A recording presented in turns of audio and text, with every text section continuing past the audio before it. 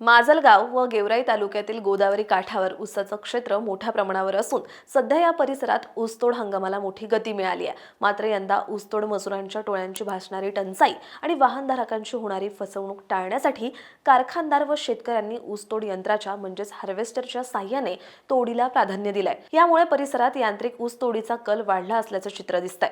मजुरांच्या माध्यमातून 1 एकर ऊस तोडण्यासाठी सुमारे 3 ते 4 दिवस लागतात। तेच काम ऊसतोड यंत्राद्वारे केवळ 4 ते 5 तासात पूर्ण होत आहे। यंत्रामुळे ऊसाचा पालापाचोळा शेतातच कुजतो, ज्याचा उपयोग खोडवा पिकासाठी सेंद्रिय खत म्हणून होतो। यामुळे खताचा खर्च कमी होऊन पीक जोमाने येतं। वेळेची बचत आणि ऊसाची त्वरित कारखान्याला होणारी पोहोच यामुळे शेतकऱ्यांमध्ये समाधानाचं वातावरण आहे। मात्र यंत्रांचा वाढता वापर ऊसतोड मजुरांच्या रोजगारीसाठी भविष्यात धोक्याची घंटा मानली जाते।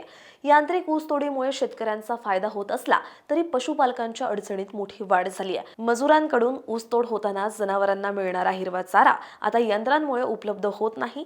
यंत्रांद्वारे तोड झाल्यानंतर ऊसाचा पाला शेतातच बारीक करून टाकला जातो। त्यामुळे जनावरांच्या चाऱ्याचा प्रश्न ऐन हिवाळ्यात गंभीर बनलाय। हिरव्या चाऱ्याच्या टंचाईमुळे दूध उत्पादनावरही परिणाम होत असून पशुपालकांना महागडं पशुखाद्य विकत घ्यावं लागतंय।